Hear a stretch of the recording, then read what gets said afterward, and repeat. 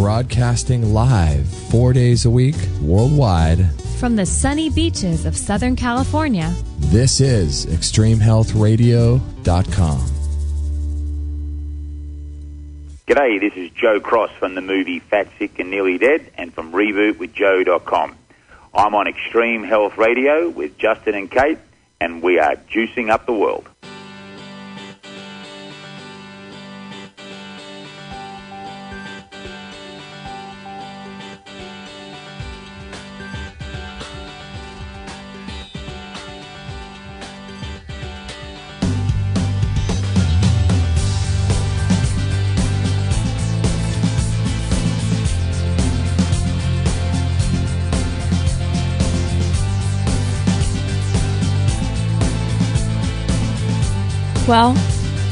Well, look at you, just chiming right in. I love it. Busting out of the gates. I feel like we were just talking about it being a Manic Monday, and now it's Friday. A Manic Monday? Yep, and here we are on Friday. That's right, we did a free-for-all Monday, didn't we? Uh-huh. Yeah. Crazy, right? Yeah, that is nuts. Mm-hmm. Yeah, weeks just fly by when you're having fun, don't they? Yeah. When you're having fun and getting healthy. Getting healthy, having fun. Eating a bowl right now.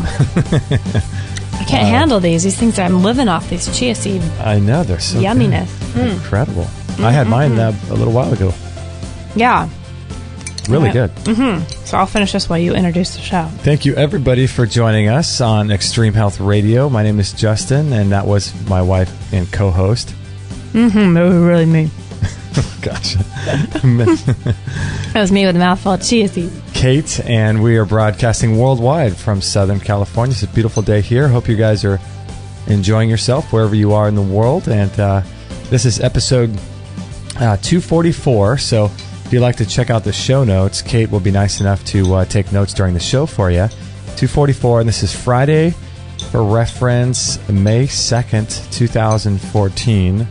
Pretty incredible how fast time flies. I didn't leave a Mayday basket yesterday like I said I was going to. Oh, you didn't have time. I blew it. I didn't have time. That's okay. Next May. Yeah, the neighbors will forgive you, I believe. Thank you. Yeah, I think they will. They better be. Or they better. We've got a great show lined up for you guys today. A few listener questions, lots to talk about, and some show recaps to talk about. All kinds of good stuff. And like I said, I hope you guys are enjoying yourselves wherever you are in the world today.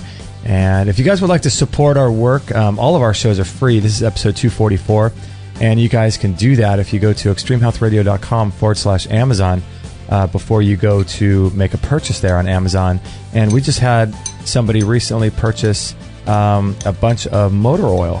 Oh, really? You can buy anything. That's awesome. Yeah. We keep telling everybody you could buy anything, and there's a true testament. We can see what Thank you. Yeah, we can see what people buy, but we can't see who buys what. So we have no idea. But awesome. Yeah, it's just really cool. So I want to just thank you guys for doing that and remembering. That's the hardest thing. It's just to remember to go through our link. So it's on the front page of our website, the link for Amazon, so you can check that out. And that's a great way to support us. That is a huge help because we have server issues that are going to need to get, I don't know, how do we say it, Resolved, yeah. That's a good word. It's going to cost some money, so we could definitely use donations and support through Amazon. Thank you, guys. Yeah, thank you so much. We had a really great week. We only had 2 guests. We had our free-for-all episode on Monday, which was 241, and so we didn't have a guest that day, but we had a guest on, Wednesday, Greg Knight, about Rolfing. That was pretty interesting. That was interesting. Rolfing? Mm-hmm. Like, not Ralphing. No, we came to the bottom of that. We made the difference. We distinguished between the two. You don't want to Ralph during your Rolf session. You don't want to. Then you got problems. Then you got other problems. Rolfing, interesting concept. A different kind of massage. Yeah. Are you thinking about doing that, do you think? Yeah. Like I was saying at the end of that show, there's a guy in our area, and I'd like to give it a go. It's a little pricey, but it looks like an interesting concept to me. Yeah, I've got a bad one. I shouldn't say I have a bad back. Let me see. How do I rephrase this in a positive light? You've had some past challenges with your back. Huh? Yeah, that's right. Were you going to do better? You probably could do it better. No, that was good. Okay. Yeah, and the shoulder, the old shoulder is giving me some problems too, my left shoulder. So I think Rolfing could help that. Yeah. I think it'd be interesting. I think it'd be cool just to, readjust and kind of, I have some stuff with the rib and my shoulders are kind of slouching forward these days. I don't know what's up with that. Do you think it's more so recently? Mm-hmm. Yeah, in the last year, they've just kind of rolled forward. Remember what I told you about? You weren't on this show, so I told know you. who you're Jonathan Tripodi talking about. The body memory. The body memory, and I think you called me up because I wasn't on that show, and you said, hey, do you know when apparently when their shoulders kind of hunch forward and they kind of hunker over, it's a lot to apparently protect their heart. It's a self-defense mechanism, right? Yeah, it's like you're guarding your heart, kind of like you're just protecting yourself from either past trauma or potential trauma. You're kind of guarding your internal organs through your own physiology. It seems to be. I don't want to guard my own organs. I want to get my shoulders back and nice again. Yeah, it's been in the last year. Very strange. I know, right? Mm-hmm. Yeah, but it's okay. Rolfing might help. Rolfing could help. We had him on, and we also had Meridian Grace on yesterday. Yeah, Meridian Grace. She's great. Yeah, very interesting lady. Mm-hmm. We liked her a lot. 243. We just posted that last night. I posted that before I went to bed. And already thousands of people have listened to that. It's crazy. It's amazing. 243, Meridian Grace. She talked about the GAPS diet, taking it to another level with metabolic typing, energy medicine, and more. That was a fascinating show. Yeah. Metabolic typing. So metabolic typing is different than the doshas. That's body. That's right. That's different body types in India, isn't it? Mm-hmm. Yeah. So how is body types different from metabolic typing? Metabolic. I don't know. That's a good question. We should have asked her that. Look at you coming up with all these questions after the show. I actually thought about that when I was going to sleep last night. It's like when you fight with someone and have an argument with them, you think of all the good stuff after the... I could have. I should have. I know. You thought about that going to bed? I did, which is really strange. What did you think? Just what the difference was between the doshas and that? Yeah, and I kept having the word metabolic typing in my head, and I thought about the 3 different types of bodies, and I thought, I think those are different things, but yeah. Yeah, it was interesting what she said about the food pharmacy, too. I have a link to that in the show notes for that episode. Mm-hmm. Is that pharmacy with an F? Yeah, just food. Yeah, no, I'm sorry. Food pharmacy, PHARMACY. Oh, okay. It looks like an interesting thing. I was looking at the pricing. It's about, let's see, about $49 a month. But I'm not really sure what it is. I haven't looked too much at it, but it looks interesting. I haven't even looked at it. I'll have to pull that up here. Yeah, version 6.0 features provides proven dietary strategies for over 250 acute and chronic medical conditions. Oh, wow. Well, that's pretty interesting. Huh. Dietary strategies. So he's doing all this with food, and it's the guy who made this, according to Meridian, is a really good friend with Dr. Dietrich Klinghardt. Oh, right. Yeah. Klinghardt keeps coming up in all these interviews. Yeah, he's, I've known about him for a long time. I think I reached out to them a while back, but I forgot what happened. I'm not sure if they didn't follow up with me or I didn't follow up with them. But, okay. But it treats multiple conditions without cross interference, increase or decrease any nutrient in seconds, adjust the ratios of protein, carbohydrate, and fat as required, eliminate allergens, toxins, junk food items, and harmful foods, addresses the patient's blood type, body type, metabolic type, and Ayurvedic type, and more. Oh, so those are different. That answers the question. Yeah. Metabolic and Ayurvedic, which I believe are the 3 doshas, that is completely different then. Yeah, it looks like it. Yeah. So you could be a certain type of Ayurvedic, and then you could have different metabolic within those. Yeah, so like let's say a Vata type, I guess a Vata type could have 2 different, like if you're Vata and I'm Vata, we could have a different metabolic type, I guess. That makes sense. And I guess a different blood type as well, right? Right, well, right, yeah, that makes sense. That's weird. Create clear, color-coded food lists proven to increase patient compliance. Print the results in 26 different languages. Access cooking instructions, eating and shopping guidelines, and easy-to-do worksheets for patients. Add your own protocols to the program in just minutes. Bill for nutritional consultation to Medicare and for most insurance providers. Plus, Food Pharmacy Software is the only nutritional software program anywhere that can combine a holistic with an allopathic approach. Wow, I wonder how they do that. A strategy that has historically yielded superior results. No software No other software can do it. That's interesting. Gosh, we could all go broke doing all this stuff. Like, there's so many things that are so interesting. I want to do it all. I know, right? Food pharmacy software allows you to create diets by using a simple patient intake checklist completed during the patient interview.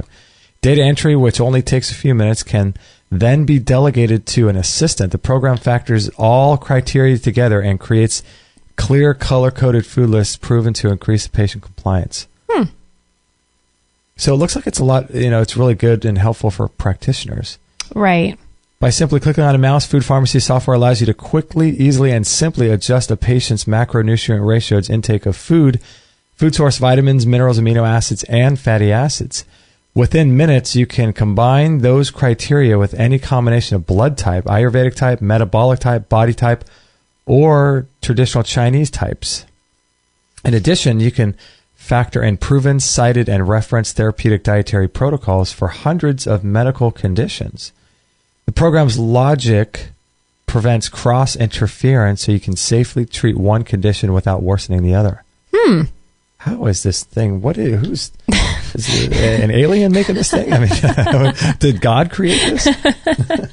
This is crazy. God? Yeah, that's pretty... That's pretty amazing. Pretty amazing. I don't know how they factor in the pharmaceutical drugs and stuff. God. Isn't that wild? Classic. Yeah, so she talked a lot about the food pharmacy, and she talked a lot about what she's doing with Dr. Massey, the blood tests and all the family constellation therapy. What else did she talk about? The EM wave? The EM wave, yeah. People in the chat room were like, hey, what's the EM wave? What is this? It's a little device. When you first mentioned it, is it made by the company called HeartMath? Mm-hmm. Okay. So it's basically like a little, it looks like a little iPod shuffle. It's tiny. Yeah, it's like a little iPod shuffle, and you wear it and you clip. I think, you wore one, right? I did, yeah, for an hour or so. Yeah, so did I. I put mine on for a long time. Basically, the whole time that you were with Dr. Massey. I actually think that I had it on for a couple hours then. Yeah. It was interesting. Yeah, I really liked it. It was cool, and I have a link to the EM wave in the show page for episode 243 with Meridian Grace near the bottom of the show notes. It's basically just extremehealthradio.com/EM, the letter EM, wave, WAVE, just no spaces. How expensive are they? They're not very expensive. How affordable are they? There you go. Look at that. Sets the salespeople apart from the... Just kidding. That's right. No. Trying to rephrase my language to be positive. Yeah. They're up about $200 or $175. Yeah, the thing is a trip. So when you wear it, basically, it tells you when you're speaking from your heart versus when you're speaking from a shallow place that you're trying to be, like, almost fake your mind out and say things that aren't true. So he had me, like, working through some unresolved issues in my past, and he would say, speak about that or say some stuff about that, and I'd start speaking out loud, and I'd be like, nah, like, it was like a lie detector test. I'd be like, that doesn't come from your heart. Wow. It was pretty weird. And then when I said a true sentence and actually believed it, it would light up that green, blue, or whatever it is that when you're being honest with yourself in your heart. You could use that little thing in so many ways. I remember afterward, I said right away, like, I got to get one of those, and I haven't gotten one yet. But yeah, he. If you want to learn more about it, if you go to episode 243, there's a link. You don't have to put a link to this. If you guys just go to episode 243, in the show notes, I have a link to Dr. Richard Massey. That's the show that we did with him, and in that show, he talks all about the EM wave. It's pretty interesting. I think there's something to it, and it was interesting because there are certain times when I was talking and it would go red, and I know it surprises you. It surprises you because I thought I was really speaking my truth, or I don't know what. I just felt like I was really in tune, and it would be red. And then it shows your subconscious nervous system reacting with your heart. I think that's what it's doing. That is the weirdest thing. Yeah, and so it measures that autonomic response somehow, and it tells you if you're not speaking from your heart, and so if you are, it would be sort of like it can measure. So, like, let's say if you're talking to a police officer or in front of a judge or something, and you know that it's nervous time and all that. Obviously, it would probably be red for most people. But there are other times in your life where you're doing stuff like us right now. If we had it on, it could be red or it could be green, but there are other times where you feel totally normal, but your body's undergoing this stress. And that's what it's measuring. It's telling you that you're not in your heart. Weird, huh? You're living out of your... What are you living out of if you're not in your heart then? I guess just your head. Like you're just, everything's more mental. Interesting. Yeah, weird, huh? That would come in handy during an apology you're getting from someone. Hold on, let me put this on you and see if you're being real. Let me see if that apology is really coming from your heart or not. I don't accept that apology. Yeah. I'll wait till that's green. I don't talk to you until you're green. Until you're blue. But that would be Get your red out of the way first. Yeah, it would be pretty interesting. I'd like to get one of those. I think we will pretty soon. Yeah, those are neat little tools. What do you think about that whole thing she did with that calcium doing with the lemon? Did you understand that correctly? No. In the eggshell? Mm-mm. I posted a link to instructions on how to do it. You keep the egg fully intact, right? Yeah, but then what do you do? Do you eat the eggshell without the... I don't know. She's saying throw them all in a blender after? I mean, how are you supposed to powder them up? Are you powdering them or are you just hard boiling them, quote, kind of thing, and then ingesting them? I can't even imagine. I don't understand. Let me see here. No matter what she does, she'll do it right. I know that's probably not as disgusting as it sounds, but... How to make calcium using eggshells. Eggshells present healthy, balanced calcium due to trace amounts of other minerals contained in it. Eggshell calcium. By the way, for those that are interested, David Wolfe says that eggshell calcium is really, really not good. He says there's in his Longevity Now program that we sell. He talks about that form of calcium being a very low spin form of calcium that's damaging to the body. But I'm not sure.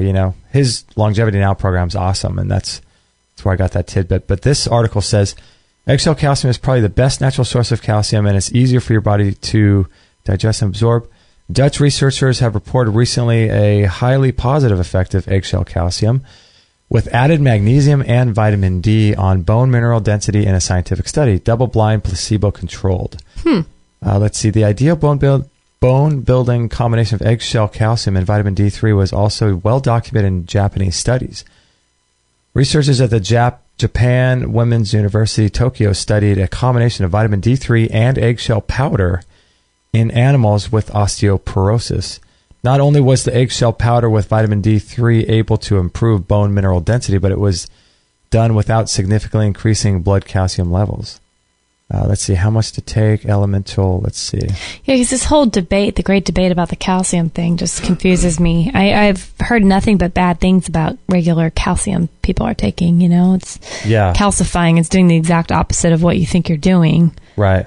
So David Wolfe's more along the lines of agreeing with that. No calcium is needed for, is he saying that we don't need any calcium, or is he saying the eggshells aren't the right way to get it, or? Well, David Wolfe's saying that a lot of this, basically everything is energy. If you guys don't have the Longevity Now program, I'd highly recommend this. But from what I went through it, most recently was probably about 6 months ago.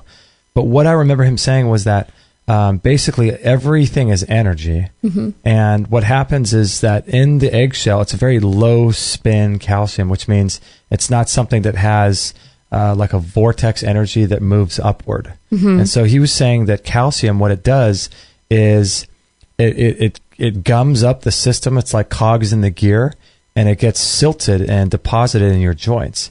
And all calcium is eventually what takes down all mammals. Mm. And so because it doesn't have that vortex energy and it can't spiral up, it doesn't have a levitative effect, eggshell calcium that is, or any other calcium, it tends to settle in your joints. And it is what is caused with fibrosis of internal organs, osteoporosis, arthritis, osteoarthritis. That makes sense. All of that. And so he says that what we need to do is consume natural calcium, obviously from things like green leafy vegetables and things. But what he says is what we should be taking, which is silica and magnesium, I guess. That's what he says.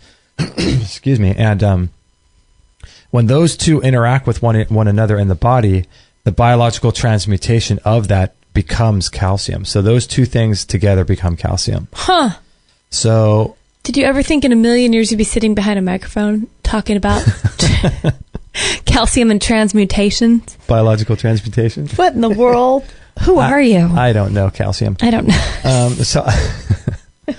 So I don't know. I'd be willing to try this eggshell calcium though and just see what. Okay, you know what you got to do though? What's that? You actually have to follow through. Because we've had like egg cartons full of eggshells hanging out in the fridge for like 3 months. Disgusting. Yeah, they're sitting there all empty. You're like, save that eggshell, save the eggshell. You're right. And then you never did anything with them. And what do we do? All that time, they sat there for no reason, and we threw them all away. You know what? But I've made a step in the right direction. What, that you actually saved the eggshell? Yeah, I boiled okay, I'll give 4 you that. or 5 of them and powdered them up and put them in a Ziploc bag. Have you used the Ziploc bag?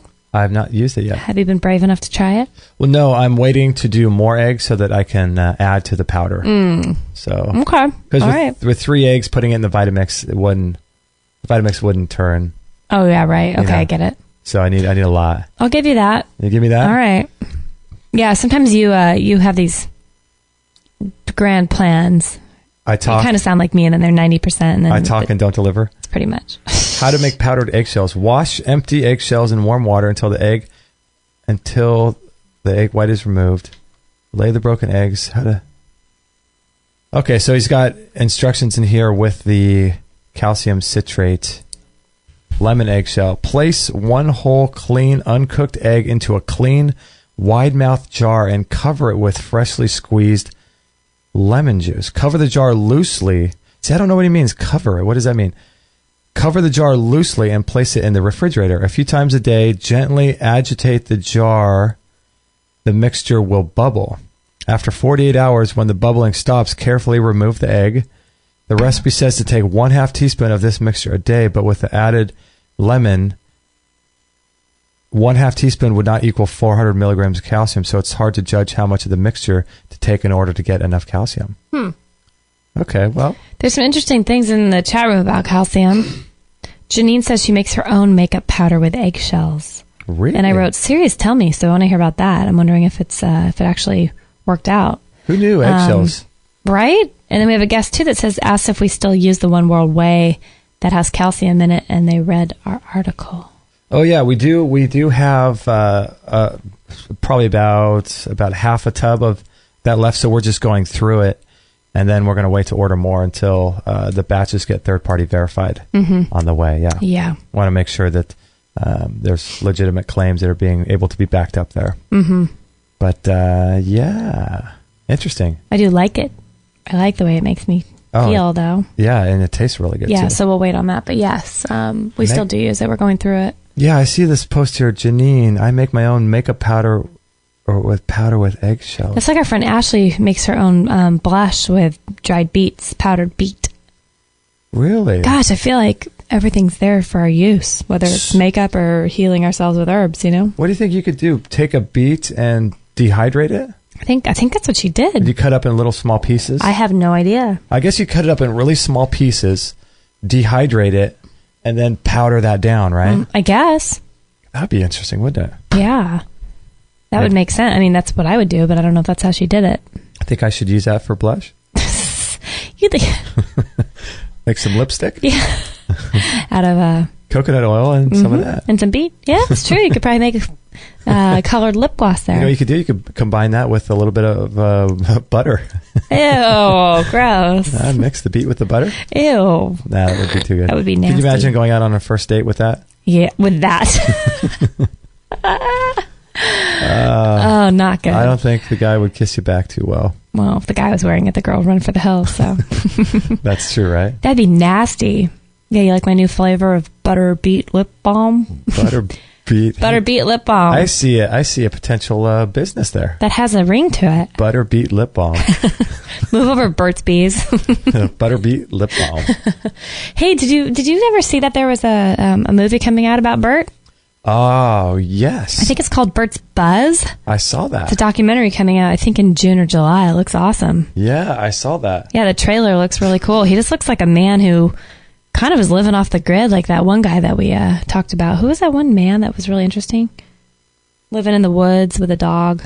Oh, yeah. I tweeted that to Daniel Vitalis, that one guy. Yeah, he was basically a rewilding guy. That's what the Burt's Bees guy looks like. He does, doesn't he? He's cool. I didn't know much about him. And yes, Bert is a real man. And yes, he has that giant beard. And he lives in a tiny little shack. And he has all this money. And he's just happy to be out there with his bees. I think it's $1 billion business, isn't it? Yeah. I think that's right. I think it said something like $1 billion business. It's $1 billion business, and he lives in like this little one-room shack studio. And it sounds like he doesn't want anything to do with his business. Like no, it doesn't. Yeah, Hands off. He's not really into business. He just wants to be around his bees. I know. Burt's Bees. I know. Hence the whole name. That's pretty cool, huh? Hey, Janine says the makeup. Yes, it does work.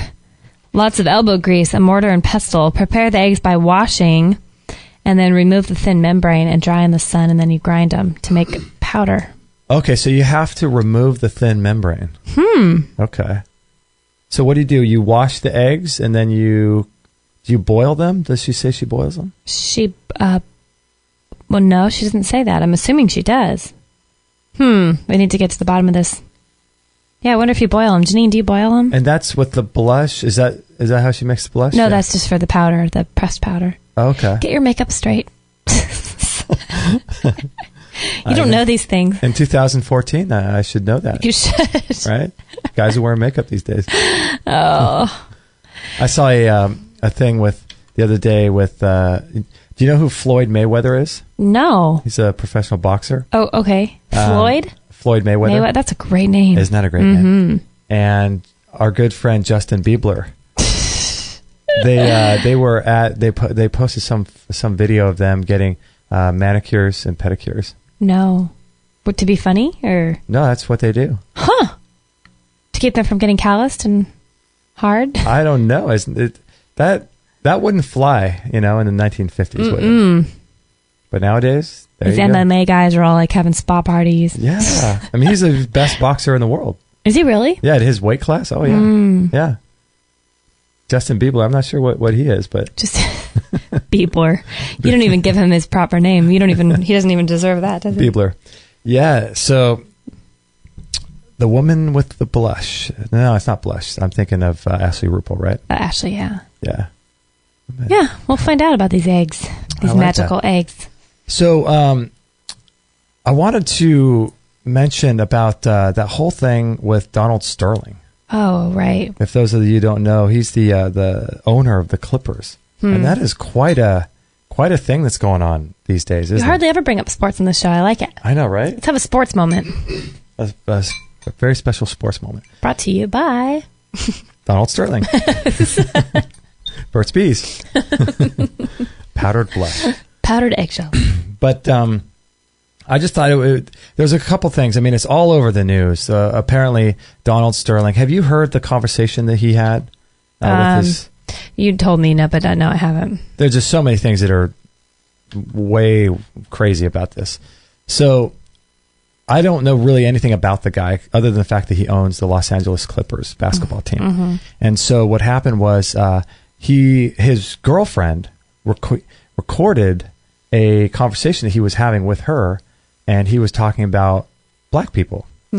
And he was being extremely derogatory, but he was basically telling her she had taken some photos with some celebrity black people, and which is the way I just languaged that we'll talk about in a minute, but for lack of a better term.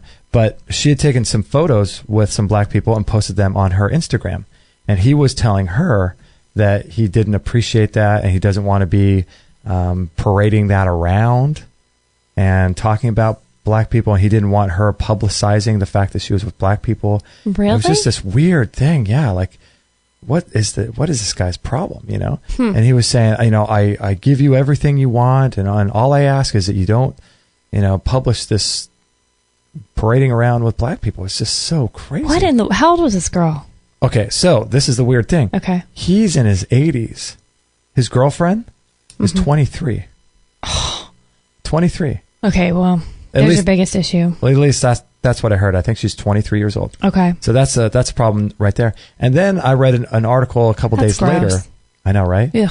And then I read an article a couple days later about how his wife is doing XYZ. his wife. Oh. He's married. So apparently, I don't know why she recorded the conversation, but I just thought that everybody is jumping all over this story. Mm-hmm. And some people are saying, well, that's a private conversation that he was having. It should not have been recorded. And, everyone says derogatory things towards other races. Black people say that about white people, vice versa. And it's all done in jest and that kind of thing. And then there's other people saying different things. And you and I were talking about it in the car the other day. And I just thought that what people aren't understanding is, first of all, there's no such thing as black people and white people. Mm-hmm. Yeah, this was an interesting conversation we had, huh? I had two thoughts about this whole thing, and I don't really spend too much time reading this kind of stuff because it's not productive. It doesn't, not adding anything. What one guy's opinion about other people, it means nothing to me. But I was, in everything that I've seen, I've never seen anyone talk about the fact that there's no such thing as black people and white people. We're not white, and Magic Johnson and these other people, they're not black. They're just darker shade of brown. And so if you say someone's black and I'm white, you immediately create this chasm and this divide, and almost like a white versus black thing. And you create this situation where you're the opposite of the other person. It's like the yin and yang. Mm-hmm. And when in reality, they're just different shade of the same color. Right? Their skin is not black. Mm-hmm. If it were black, they would be. If you saw a really black person, even someone from like the Maasai tribe in Africa or something like that, or the Congo, who is really, really, really dark, they're not really all the way black. Right. So you can't call them black. Right. And white people don't look like Casper the Ghost. I mean, when you look at a white sheet of paper, we're not even close. But yeah, if I hold up my arm to this piece of paper, I'm not even close to white. Right. You're very peachy. Peachy. You have pretty skin. Well, thank you. It might be prettier if you use some eggshell rouge. I know, right? So that was the first thought I had, is that the language itself, I feel like, is designed to create conflict and it's designed to create divide. Whenever you hear people talk about black and white, look at the language, first of all, of what they're trying to see. Like, I'm looking at this screen here. Look at the black text on that white screen. Yeah. It's diametrically opposed, right? Right. And so that was the first thought I had, is like the language that the popular culture uses almost seems like it was specifically designed to create conflict and to create the opposites. You know what it reminds me of? I don't know. That's just my thought. No, you know what that reminds me of, though? It reminds me of being a kid in Sunday school. Jesus loves the little children, that song. Oh, yeah? All the children of the world, red and yellow, black and white, they are precious in His sight. And I always thought, there's not red people. There's not yellow people. I was a little person going, red and yellow, black and white. I thought that was even weird back then. Like, we were looking at like marbles or something. I'm like, we're not those colors. Even as a little kid, I thought that's really weird. I know. I know it's a song, but it's like, gosh, from the time we're like learning to sing and crawl and talk, it's like we already have these divides, Yeah, the language, I think the language in our culture, I don't know if it's designed this way or if it's people just have a lack of imagination, because there's no such thing as a black person. There's no such thing as a white person. Mm-hmm. There's no red people. There's no yellow people. All these people are just different shades of an amazing color that we all are. You know what I mean? And so I don't like it when people say black people or white people. I don't like that. Well, I think we took it a step. I don't either. But what I liked even more was the conversation we got into after talking about that.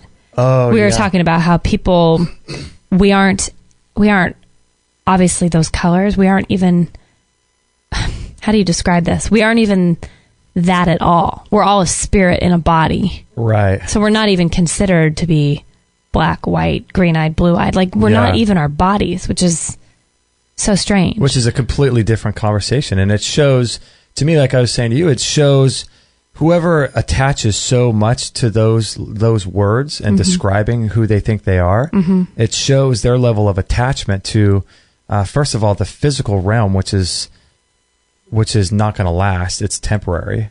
And it just shows that they don't have an understanding of who they really are, because like you just said, we're all soul. We're all spirit. And so, even if I did have black skin, I wouldn't be a black person. I wouldn't say I'm black. Right. You're a person. How could a soul be a color? Right. You know? Right. And so it's like, it shows that, you know, when you have Black History Awareness Month, or you have, any type of thing, it's, you know, first of all, the people's skin is not black. And second of all, like LaShonda, amazing person we just had on our show. Her skin's a little bit darker than ours. Right. She's not black, and we're not white, and she has an incredible soul. Right. That has no color and has no form.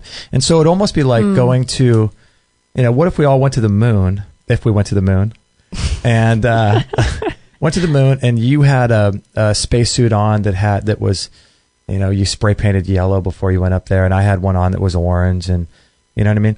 And so we would be arguing with each other, and I would beat you up because of the color of your spacesuit. And you, all the while, you forget that you're not that color. Right. You're just a person inside that. Yeah, you forget you're the person inside. You're the one controlling the spacesuit, but that spacesuit has nothing really to do with you.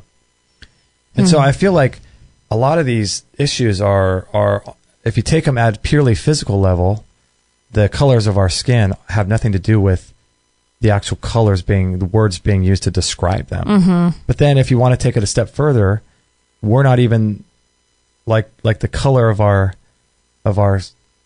body has nothing to do with who we are. You know, it's like we have these attachments to this color. Like if you beat me up, I'm wearing a blue shirt right now. If you beat me up for wearing a blue shirt because you would say I am blue, then I would all of a sudden start identifying with that label and saying I'm blue. It's just weird. Well, Tana in the chat room brings it all back to health. She's hilarious. She says it's that was kind of a little non-health rant. It's kind of like saying I'm a diabetic. You aren't a diabetic. You are a person. You aren't white. You know, you're a person with a soul. That kind of a thing. Like it's true. And then we get into the whole labeling, and then you totally take it back to the health. You know, it's interesting. Yeah, it really does cycle back, because when you start realizing that you are not your skin color, you're not your gender, you're not your emotions, you start realizing that you're a spiritual being, and you're a soul that's going to live forever. All of these things are just little bells and whistles and patches and different window dressings that we put on our spacesuit. Yeah. You know, and they're not, you know, they don't have anything to do with who we are at our core. Yeah. You know, and so when you realize that, you can start doing a lot of what Don Miguel Ruiz talks about, and not taking anything personally. Not taking anything personally, you know, and that affects our health too. I love what Tamara said in the chat room. She said, "What would Adam Bergstrom say about race classification?" He'd come up with something great. Yeah, I know, because I've heard people say there's as far as race classifications, there's 3 classifications of race. There's and these words sound funny, but they're Negroid, Mongoloid, and Caucasoid. And those are the 3 classifications of race. But even that, you're dividing people by categories. By saying I'm a Negroid or Caucasoid or Mongoloid. Even that is putting people in categories. You know? Yeah, isn't it though? Yeah. I just Adam Bergstrom would probably say something like, "It doesn't matter what classification. We've all been around the sun. We've all had 28 revolutions around the sun. I know, right? We've all had 96 revolutions. I around love the sun." Adam Bergstrom. Adam's so great. Cool. Adam. Yeah, so that was my little. I keep hearing this stuff, you know, and it drives me crazy, and I tried to not let it drive me crazy, and so I just wanted to have a little rant. Okay, well, rant on, rant away. Rant. Well, I just completed. Good job. Rant. If that was a rant, that was pretty mellow. Was that a mellow rant? Oh man, I love it.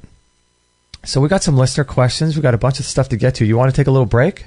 Let's do it. You want to take a break now, or do you want to do listener question now, or what do you want to do? Let's take a break. Okay, I just want to let everybody know, too, that we are live on the internet on extremehealthradio.com/live, and we do shows Monday, Wednesday, Thursday, and Friday at 9 a.m. Pacific. And on the Friday show, which is today, you can call up and be a part of it, 949-505-9585, if you'd like to join the show.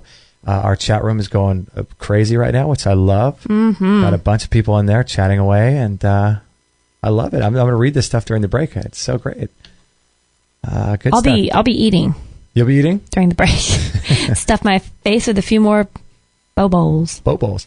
All right, we'll be right back right after this break.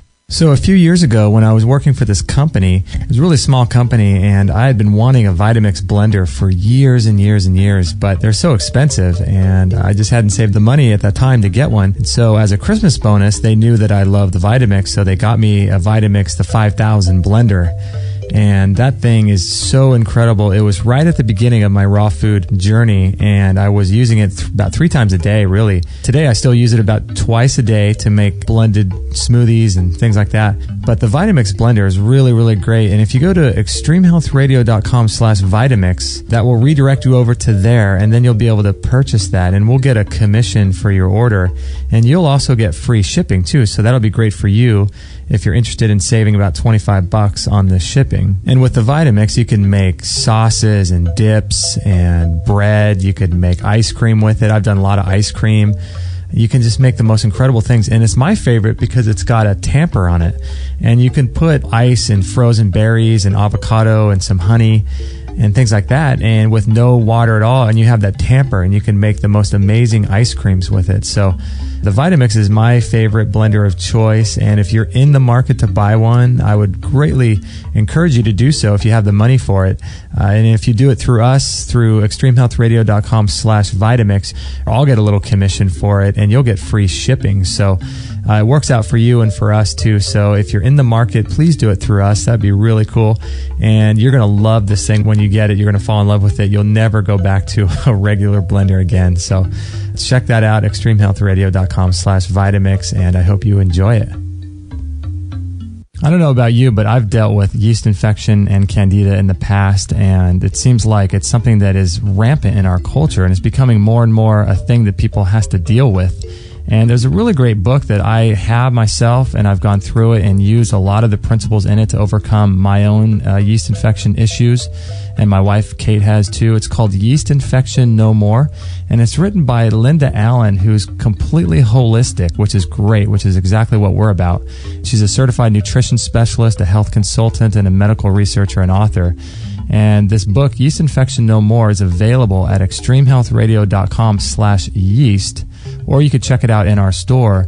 But yeast infections can be associated with things like arthritis, painful urination, pain during sex, chronic rashes or skin issues, vaginal odor, itching or burning of your intimate parts, irritability, joint swelling. I mean, all kinds of things can be related to an overgrowth of yeast and bacteria. And the trick is to basically eliminate their food supply so you don't feed them, and then you want to kill the excess candida, and then you want to restore good beneficial flora in your gut and in your body. And there's a specific protocol and tools that she talks about in her book, which is 250 pages, about how to overcome yeast infections and candida. So if you have any of these issues, I would highly recommend getting this book. You can check it out at extremehealthradio.com/yeast, or you can check it out in our store. I've been going through it myself, and it's really, really good. Again, it's 250 pages, and you can download it immediately, and it's been used by people worldwide, thousands of people worldwide. So if it's something that you're interested in and you want to support our work, then check it out, extremehealthradio.com/yeast.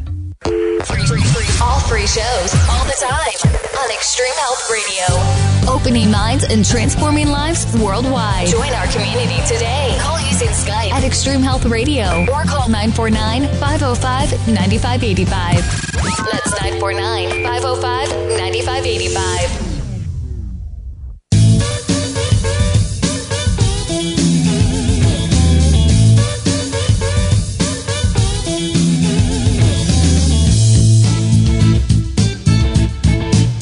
Baby Kate wanted to tie something back. Baby Kate. Where did that come from? It comes from our friend in town. They call you Baby Kate. That's true. That was back in the day. Call you Baby Kate. I don't understand that, though. I was out of high school when they started calling me that. Baby Kate. Baby Kate, right? When I was eating a nectarine in the kitchen. Just now? At the break here, I said, how much time do we have left? You said 35 seconds. And in my mind, I thought, wow, that's not very much. And I thought, but that's a lot of time to do some damage eating some Peeps. We have to post a link to the most horrible video for your digestion that you can ever imagine. Oh, my goodness. Who is that kid? Is some kid... Is he trying to break a world record by eating 100 Peeps in less than, what, 2 minutes or something? 2 minutes, I think it is. It is horrifying. It is horrifying. Yeah, it is absolutely incredible video. I'll post a link to it. It really makes you sick watching it, but then it makes you sick on so many other levels. For those that don't know what peeps are, let's explain, because some people might be listening from different countries. Oh, that's true. Yeah, peeps are like this marshmallow covered with sugar, and they're an Easter candy usually, like a little chicken or a rabbit. Now they make them in all kinds of little forms. Right. But they're this marshmallow, basically like a big marshmallow cut into a form of a little cute bunny or a chick. A bunny, and they're colored. They're yellow or pink, or these marshmallows, right? Yeah. Oh. And he eats, I think, a packets of 5 of these things. And what he does is he shoves them all.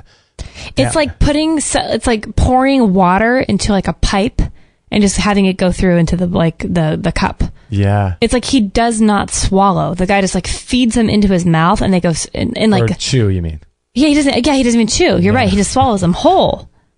100 of them, and he looks like he's like 20. I'm like, that kid is ruined. You know what's amazing to me is these guys, these professional eaters, like there's that guy Kobayashi, that eats all hot the dog guy. Mm-hmm. A lot of these guys, it's amazing they don't take anything like digestive bitters or, well, I mean, I know, but that's like the last thing they're thinking of. They're crazy. Or enzymes or hydrochloric acid for their digestion. They just eat these things, and man, that is it's amazing on one level, because you look at it and you think, wow, that's such a concentrated thing that he did, right? He ate all these things at once, but people are doing that with their digestion just on a slower basis every single day by eating horrible food. No, that's true. But you watch this and it's just... I'm thinking, how can his stomach even hold that? I mean, the way he feeds those into his mouth, I'm thinking they're either in his stomach coming back up his throat, or he's going to throw them all up or something, because it's just... Okay, and if people know the shelf life of a peep, that's what's even scarier. Right. It's amazing. They can hang out on the shelf forever. Looks like we got a call here. Let's take this call here. All right. Hello, you're on the air with Justin and Kate. What's your name and where are you calling from? Hello? Extreme Health Radio. Who is this? Can you hear me? Yes. It's Hayden from Canada. Yay, Hayden from Canada. How are you? I'll give you a progress report on our weather. Okay. It's bikinis and long johns out here. Bikinis and long johns? Yep. What does that mean? Well, generally speaking, we have the sun out, beautiful weather. The sun is nice and warm, keeping us warm. But then we have this wind that's putting us at 2 in terms of the temperature. Oh, so I see. It's warm, but then it's cold at the same time. It's almost schizophrenic. Yeah, it's like sunny and cold. Wow. Bikinis and long johns. I love that. That's beautiful. That's poetic. That's It could be poetic. quite the style. It could be definitely quite the style out here. Yeah, if you're wearing your bikini over your long johns, that could be really attractive. That's true. So what's going on, Hayden? Well, I was going to say I'm still catching up on the 7 or 8 shows you posted there, Justin. Oh my goodness, golly, that was crazy. Yeah, so I apologize for that. We had to post those all in a matter of, I think, 3 days. Oh, well, it's good for me because I love getting this information. I love hearing all these different protocols. And for me, it's been Extreme Health Radio channel for the last few days, so I love it. That's great. Did you get a chance to hear the show with Meridian the other day? I'm catching up to that one. The last show I listened to was the one with Otto Haddad on the gong bath. Oh, that was interesting, wasn't it? Yeah, I just wanted to chime in because I actually had the chance of doing a gong bath here about a couple months ago. Really? Ooh. And what was that like? Oh, really gnarly. The actual practitioner had a giant, I'm not sure if it was Japanese or Chinese gong, like the actual, looks like a giant cymbal in the air type thing, tied to like a little booth or something like that. Kind of like what you think about in the movies and stuff. Wow. Yeah, like an actual gong. Yeah. Like an actual Chinese type gong, yeah. Wow. And so she was actually using that, and she had me lie on a massage table, and then she put these stones on top, one on my head, one on my... Oh, no. Did we lose him? Looks like we lost him. Bummer. It's just getting good. I know. It's just I was just ready to like land on the locks. They're putting on the old colored rocks on you. Getting ready to transform to another dimension. Oh, he'll call back. Wow, that's too bad. Hayden, if you're listening to this, call back. I'd love to hear what happened. That was Oh, he's just talking about putting. Oh, darn it. Yeah. Okay. Well, we know where he left off at least. Yeah, he'll probably call back. Wow, that's interesting, isn't it? The gong Yeah, I bath. love when people call up and talk about their experiences with the things that we've covered because we don't have the time and we don't have the money to try all these things. Yeah, we want to. But the gong bath it's interesting because I've only talked to one person we've known that has actually done one, so it's cool to get another opinion. Did Hayden say that he did that as a result of listening to the show, or had he already done a gong bath? He didn't say. Interesting. Let's find out. Yeah, wow. Hopefully he calls back. Yeah, the gong bath. For those of you who don't know, we did a show with Otto Haddad. Do we know what show number that was? I can find out right here. A while back, and he uses a thing called sound therapy, and he does these gong baths, and he uses different. Episode 237. 237. Okay, yeah, that was. He's just basically using sound and vibration to heal the body and to take your health to another level. Really fascinating. Talking about missing notes in your body. Yeah, he can determine Holy based moly. on your voice what notes are missing in your body, and so You sound like you're missing a D sharp today, actually. D sharp. Yep, not C minor. D I think sharp? I'm missing chocolate. I think I'm missing raw coconut bliss chocolate. Chocolate. What's it called? I'm missing that note. Yum. Yeah, interesting. So Hayden, if you're able to call back, please call us back. Interesting. Okay. So we were talking about the Peeps guy. Oh yeah, it's just horrible. Yeah, we'll put a link. You know what? I'll put a link to that in just a second here. But so a couple things have been going on with you. We should send him some digestive bitters. Oh gosh, you know what? These guys, they should seriously be sponsored. You know how people, guys that like race car drivers are sponsored. They should he should be sponsored by Vitality Herbs and Clay. You know what I mean? Like on his jacket, he's got a hat. Vitality Herbs and Clay, digestive bitters. Yeah, that would be the most beneficial, insane scenario to show off how well their product worked. It would be actually. Yeah. Wouldn't it? I mean, if that could help cut through what those people do to damage their guts when they're extreme eating, holy moly! We should tell Michael King that from Vitality Herbs and Clay. We should tell him about that.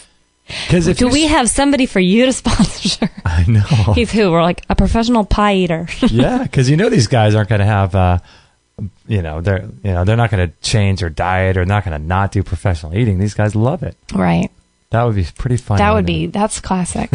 Okay, sorry. What were we going to say? I've had what? No, I just want to tell people about the experience that we had after seeing Dr. Nunley getting our teeth removed. Oh my gosh, have we not talked about this? Our root canals, not really. I mean, for me. I had a couple things going on. Let's see, I think I just had one thing in my fingernail bed. I always had in my right index finger, I would have these slivers, and they looked like somewhat pieces of wood, like a splinter. But what it really was is it was blood that was apparently my microcirculation is poor, or was poor, and when you have these little slivers in your fingernail, they would run vertically from bottom of the fingernail to top, but it would only be really halfway down, probably. Yeah, about halfway in the middle, and they would be very small, but they would look like little splinters. And so I've heard people talk about how that could be related to your heart and all that kind of stuff. Which I was just going to say, yeah. Yeah, and so right after I got my 2 root canals pulled, that kabam! Yeah, gone. Within 4 days, was gone. Crazy. And I had been having those for probably 4 or 5 years. I don't know what that is. Is that related, do you think? Well, it's too bizarre not to be coincidental. I mean, that is weird. Yeah. I would have to think that maybe it was a toxic bill, because you had cavitations going on where you had your wisdom teeth extracted in your 20s, maybe? That's true. In your early 20s? Yeah, 2000 or something. Yeah, and apparently bacteria and infection gets in there, and that's why you had to have Dr. Nunley go back in, kind of clear it out. So maybe it was like a bacteria situation just breeding all over your body, and that was someplace it was storing in your nail bed as well. Yeah, it could have been. I don't know. It's really weird. I mean, okay, well, that's as weird as I've had these growths on my finger, on my knuckles for about, 5 years. They're very slow growing, but they just kind of started taking off, and they seem to be somewhat of like an autoimmune response. And so I'm thinking they're related to digestion, and they might very well still be, but they're so gross. And I've gone to the dermatologists, and they don't know what they are. They call them like flat warts or something, and they try to burn them off, and they've come back. Right. So these things just attack your joints with a vengeance. Well, ever since I went and got my root canal tooth taken out, the one on my left hand on my thumb is like completely flattened. It's almost non-existent, and the only time it actually shows up and it looks discolored right now is when I'm freezing cold. It'll turn purple still. Isn't that crazy? But the one on the right hand is still a bit puffy, and those are they're kind of clusters. They like look like they're big bunchy clusters of like almost like blisters. Those are still there, but the left hand is completely going down. I mean, it's just, I've had these things for 5 years. I think your body is finally able to get on top of this stuff. And a couple of little blemishes around your body too, right? Little, not blisters, but... Yeah, little growths I have a few little weird things on my legs and never done anything about them, and they're going away too. Isn't that weird? It's bizarre. Is this Hayden again? I'm not sure. It says unknown number. Those are scary. Those are scary. Hello, this is Justin and Kate on Extreme Health Radio. What's your name and where are you calling from? Hey guys, sorry to leave you with the cliffhanger there. Oh, Hayden, you're killing us. We're hoping you call back. So you had the rocks on your head. Are you still there? Oh, no. Are you still there? Yeah, I'm still here. Oh, it must be a bad connection. Hello, I think that my vibration's going off the charts here and causing the issue. I'm not sure. I know. Wow. Wow, can you hear us okay? I think we're sort of good. Yeah, I can hear you guys great. It just, for whatever reason, hung up. So where was I? Oh, okay. So, yeah, I was lying on the massage table with the 3 stones, and the stones started to vibrate when she started to use the Tibetan singing bowl before she started to use the gong. Okay, yeah. Hello? Yeah. Okay. And so the stones, after about a minute, began to vibrate on their own. And I was like, okay, that's interesting. And I was feeling a little bit out of it at that point. And then she started to use the gong in a very rhythmic beating of the gong, very light, very meditational almost. And I kind of went into trance there. It felt like an hour, but it was only about 15 minutes. Oh, wow. Oh, my gosh. It was only 15 minutes, you said? I believe so, yeah. I really kind of, I'm very sensitive to going into trances and hypnosis and that kind of thing, and so I was out of it. Wow, that's a crazy. So did you go get that gong bath as a result of listening to that show, or had you already gone and done that? I actually did it about a month ago, and I kind of was scratching my head because, I've done some pretty weird protocols in the name of my health, and it's funny because when I catch your show, it's like you're actually teaching me something, you guys, because I'm like, oh, I've never tried that before. It's like, okay, so do a upside down enema with butterscotch. Okay. Oh, wow. That's a new one. We might have to try that. Stuff your mouth with chocolate before you do a gong bath. I'm just kidding. I don't know. Someone made a joke to me once that I said, have you ever tried a butterscotch enema? And I was like, what? Wow. Wow. What does that entail? I don't know. I think that was a joke, and I think maybe it was part of like the idea that you could turn anything into an enema, like a sundae or whatever. So, wow, sounds like a shot people take of some kind of crazy named alcohol drinks. Wow, that's gnarly. Wow. So, what do you think about the sound, the gong, the sound therapy? Did you feel like you liked it? Well, after the session, I was really a little discombobulated, felt a little woozy, and it felt like I had just woken up from a long sleep. So I felt like it reset my body. I just felt very invigorated that I could take on the day. Well, that's a good feeling, I guess. Yeah, so I'm still getting more into sound therapy. I remember you did a show a while back with, was her name Venus Astoria? I'm not sure. Yeah. Astoria Venus. Yeah, Astoria Venus, that's it. So, I was getting into that, and I listened to the different frequencies. I don't know if you heard about the 432 and the 540, I think it's called, or 512. I can't remember the name of the frequency, but they say that there's certain certain sounds that you listen to, and it will actually, I guess, calm the chakra down or reset it. Yeah, who is the guy that we're trying to get a conversation with this guy? What is his name? We're trying to the 512, because he does this work where he talks about the relationship, the 111 degrees of the water molecules and of the electrons that look like Mickey Mouse ears, and they're separated by. Jonathan. Yeah, that could be Jonathan Goldman. I think you're talking about. Jonathan Goldman. No, it was. I'm going to look him up though, but there's somebody else as a doctor. Jonathan Goldman. We'll look him up too. Are gong baths getting popular in Canada, Hayden?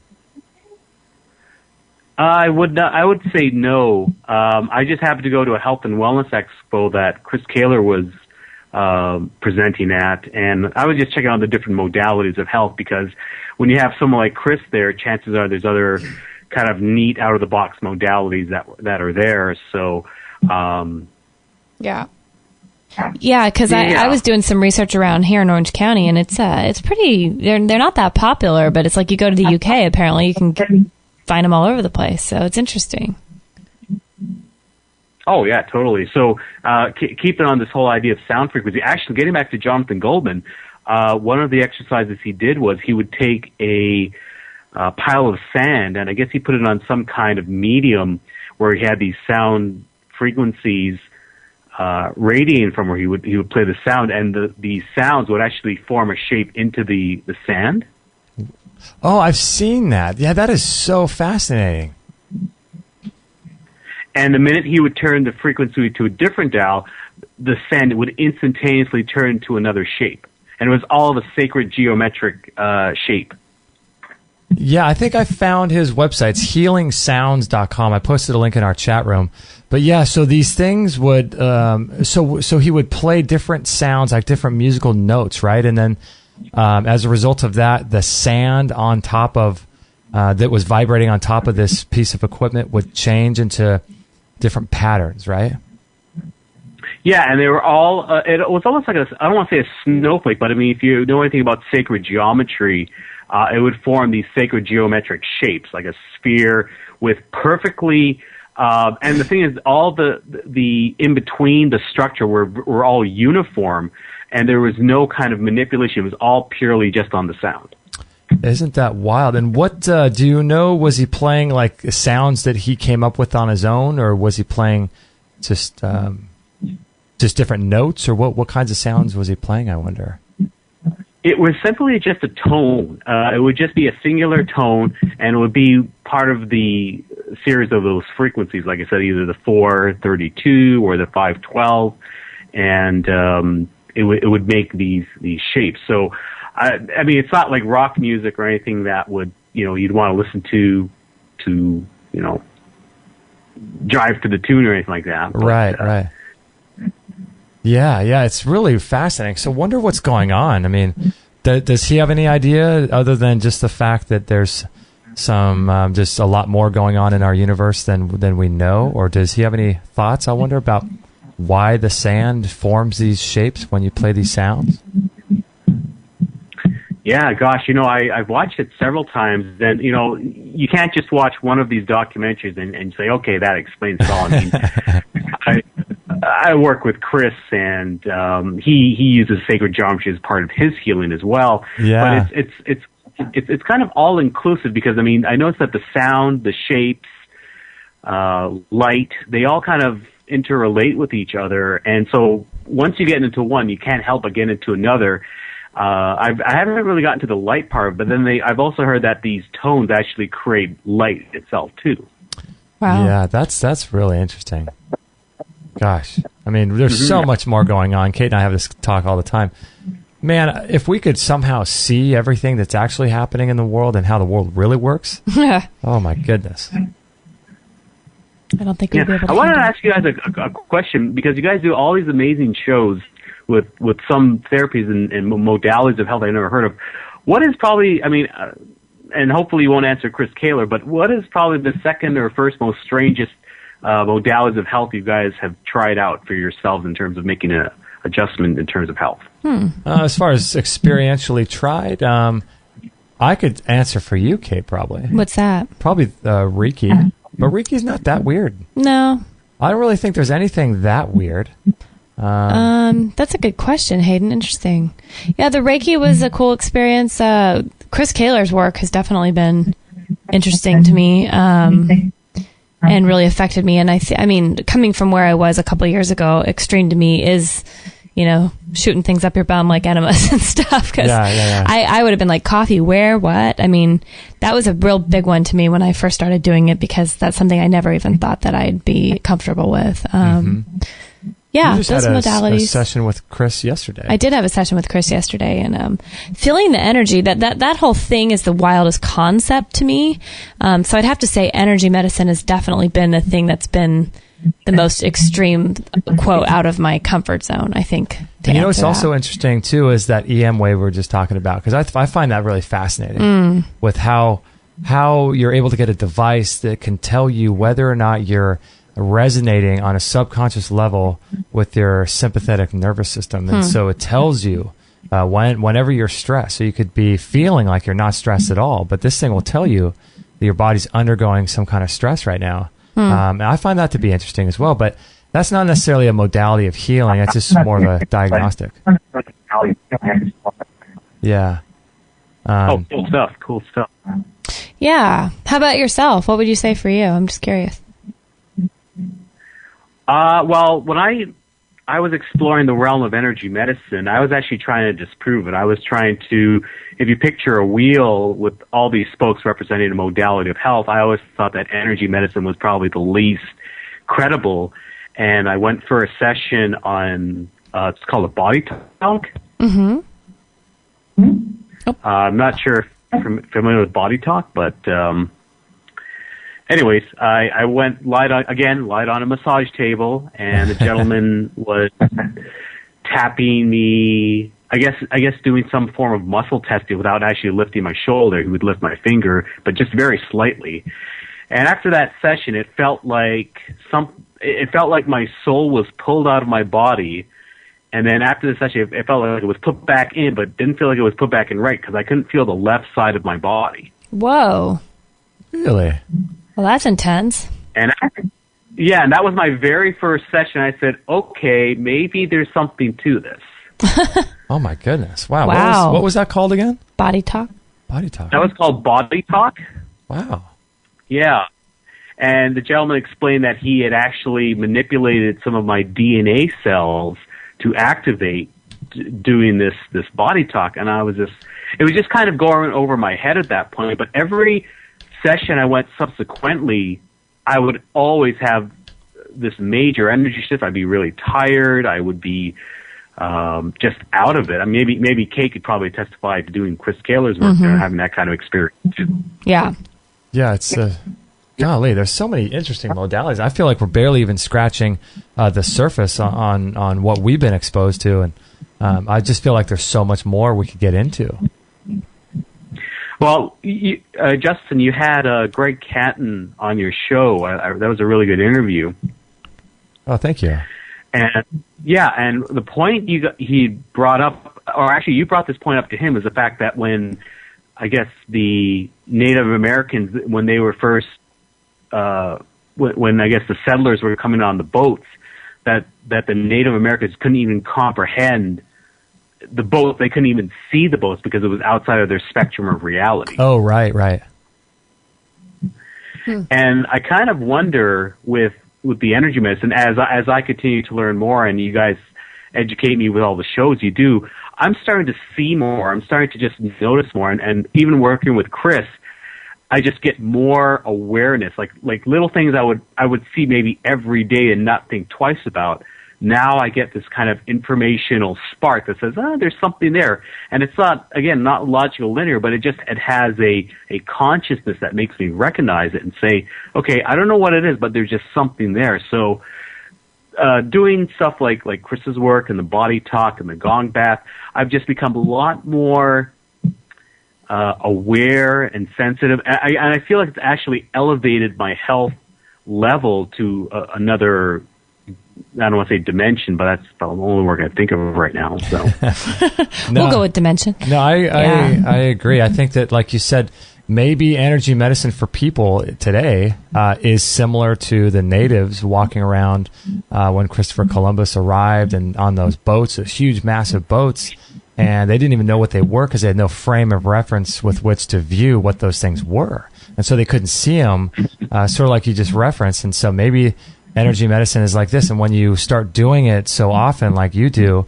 and like we do, it allows whatever is within inside of us start to resonate and be able to focus a little bit more, like wiping off your glasses and being able to see and focus a little bit more and understand what's behind certain things, like you just said, in daily life. It makes a lot of sense, that you'd start waking up to these things and viewing things just in new eyes. Apparently. Yeah, being able to perceive things, and I think that's what happens with diet when you start eating food that resonates, that you can vibrate at a higher frequency too.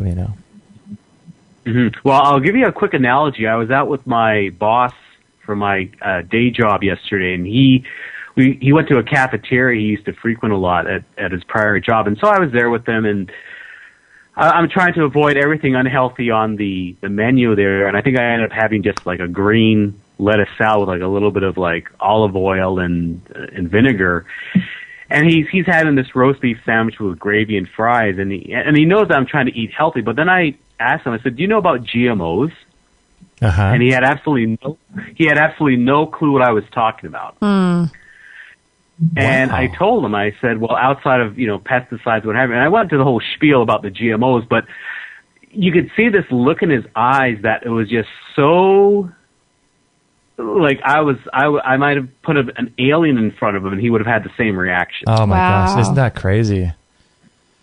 Wow. And I think it's very telling that people, once they start to see things, I think it's kind of like almost like 3D glasses. You add layers to your vision. Your vision expands almost. Yeah, I agree. I completely agree. It's more, the more you do this stuff and the cleaner you get, the more you're able to see. And I completely agree. Yeah. So I guess what I'm saying is I really like how Extreme Health Radio just adds these additional health layers of ways of people that they can see. When you had Greg Canton on the show and he was talking about the atrocities that happened when he was doing his healing work. I mean, we can't even comprehend it. It's almost like it almost traumatizes us to the point that we can't even think like that. And I think that's part and parcel of how things are designed in terms of to try and keep us suppressed, to have things so damaging that if we were to actually understand it ourselves, we become victimized simply from that negative understanding. Oh, completely. Right. Yeah, I completely agree. Well, thanks, Hayden, for calling up. I appreciate you listening to the show and all your work with Chris Kaler. It's just awesome. Thank you. Yeah, keep up the great show. And yes, I'm looking forward to you guys interviewing an alien on health. Next step. We have one scheduled for next week, I wonder what his diet would be, an alien. I love it. We'll find out. Thanks, Hayden. I appreciate it. Thanks, Hayden. Bring it on. Great job, guys. Thank you. Okay, thanks, Hayden. Bye-bye. All right, bye-bye. Bye. Bye-bye. Well, that was we love Hayden. We love Hayden. Yeah, he's great, isn't he? He's a good guy. Do you want to take a little break? I was going to say it's probably time to do that, and then we'll wrap up the next segment. Yeah, we'll wrap up the next segment. Lots of good stuff. Gosh, we have so much to get to, but we'll probably only get to a little bit. I just love bringing everyone together through the chat room. The guy's name that I was referencing earlier about the 512 and the 111 degrees on the electrons and the water and all that, his name is Dr. Leonard Horowitz. And I put a link. Leonard Horowitz. Or just put Leonard Horowitz and I'll put a link to his website in the chat room, Dr. Leonard Horowitz. So we'll talk about him. I actually want to get him on the show. He's a really interesting guy. We'll make it happen. All right, after we get the alien on, after we get ET on next week. ET, we'll beam him from Neptune. All right, everybody, we'll be right back right after this break. I have to say, I have been absolutely loving this product by Tristan Truscott and Peter Ragnar called Good Morning, Good Evening Qigong. If you want to listen to the interview we did with Tristan, you can go to extremehealthradio.com/127.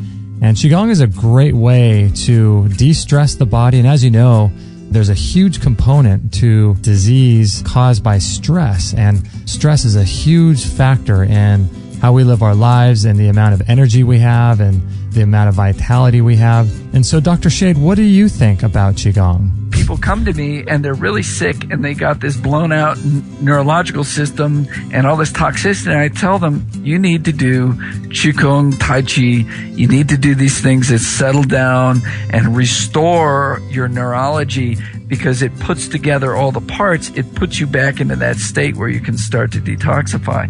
And so I highly, highly recommend all that. And what about you, Kit Campbell? What do you think about Qigong? Do you like it as well? Qigong is amazing. And the reason that I believe it to be amazing is everything here is energy. That is a scientific fact, if there ever is one.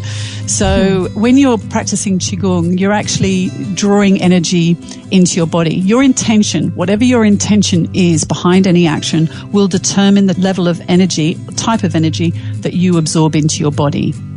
So your intention behind is very important, just like thought. So when you're practicing Qigong, you're actually bringing energy in and you're bringing out the stuff that might be a bit stale. With Tai Chi, it's totally different. The energy runs underneath the skin because it's more of a martial. This is the Chinese understanding, by the way. It's more of a martial art. So Qigong is very, very good for bringing that energy into the body, and just fantastic. If you're interested in picking up this Qigong course by Tristan Truscott and Peter Ragnar, go to extremehealthradio.com/Qigong. That's QIGONG. And you can learn more about it. There's a great video on that page, and you can learn more about it on that page. And I highly, highly recommend this product. I love it myself. So go ahead and check that out. extremehealthradio.com/Qigong.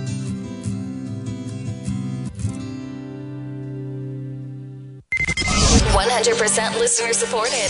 Extreme Health Radio. Opening minds and transforming lives worldwide. Join the show now on Skype at Extreme Health Radio or call 949-505-9585. Hello. That's 949-505-9585.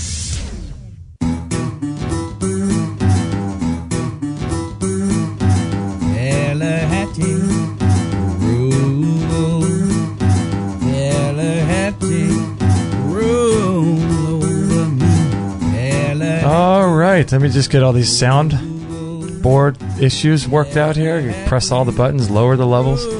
I have no idea. You're doing good. I figure I'm trying. You're trying. You're doing good. I'm impressed. Well, that was a fun talking with Hayden. That was really cool. Yeah, Hayden's interesting. If you guys have any questions about the Qigong course, you can listen to episode 127 if you guys are interested in that. Lots of really, really good information in that course. And Qigong is just an awesome thing to add into your life. It takes 10 minutes in the morning, 10 minutes in the evening, easy, simple, and just a great way to improve your health, save your and store your energy, all that good stuff. And just to let you know, we broadcast live Monday, Wednesday, Thursday, and Friday at 9 a.m. Pacific, and we have a chat room. And then on our Friday shows, which is today, you can call in and join the chat room, 949-505-9585, and you can chat with us as Hayden just did. Or you could join the chat room and join the discussions. And I love our community. I know, it's awesome. It's fun having all this stuff going on. I love it. So we got a question here for you, Kate. Oh. From Natalie. Shoot. She says, hey, are you ready to be Put me on the spot? On the spot? Okay. Hey, Kate, I just listened to episode 240, and you were all talking about using henna to darken hair. I have been interested in making my hair lighter and a natural way, and reading about using creamed or raw honey and olive oil to achieve this. Yeah. Wow. I've Could heard you of that. maybe try this and let us know? Wait a second. Could you maybe try this out and let us know when you try henna? Thanks for all that you do. Love the show and the amazing information that you two bring and provide. I'm a little scared. I'm like, Kate, can you try to eat 200 peeps and let me know how that goes? Yeah, let me know how your stomach feels after eating. I'm just kidding. That's awesome, Natalie. I've heard of it. I haven't tried it. So I've never heard of this. It's using honey. Creamed. What's creamed raw honey? It's a different kind. Its consistency, it looks like almost like a butter or something? Yeah. Is it like whipped? Mm-hmm. It looks like it. That's what I'm thinking, at least. I've seen it in the stores. And she says creamed raw honey and olive oil, so you mix the two together? Apparently. Try to streak it through your hair. Interesting. And then what does that do? Well, apparently she's I've heard of it. I'm not sure if it works. Like kind of like a sun-in type situation, or lemon juice, where you kind of throw it through your hair and it lightens it a bit. Okay. I have not personally tried it. That's something I would consider trying in the summer on myself and experimenting around. I'll let you know if I do it. Do you think that's possible to do? You know how women will get, what are those streaks that are put in? Yeah, Is highlights. it possible to, highlights? Could you do that with? Well, that's what I'm thinking she's talking about, I'm assuming. Oh, not doing your whole hair. Yeah, just throw some through there. Interesting. I like to try it. Yeah, I could try it on myself. I'll be a guinea pig. Yeah, that's simple. And the henna, I'm going to be ordering the Morocco Methods henna to try it on a client of mine who's super gray.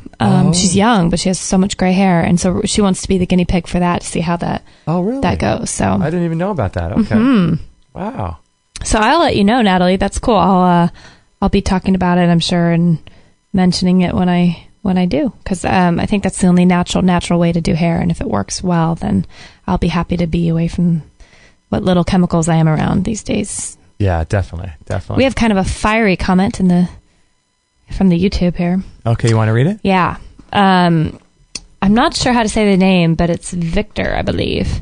It's a comment on G. Edward Griffin. No offense, and you'll probably never see me comment negatively on any other videos from you, but I'm 100% sure that Laetrile is a scam.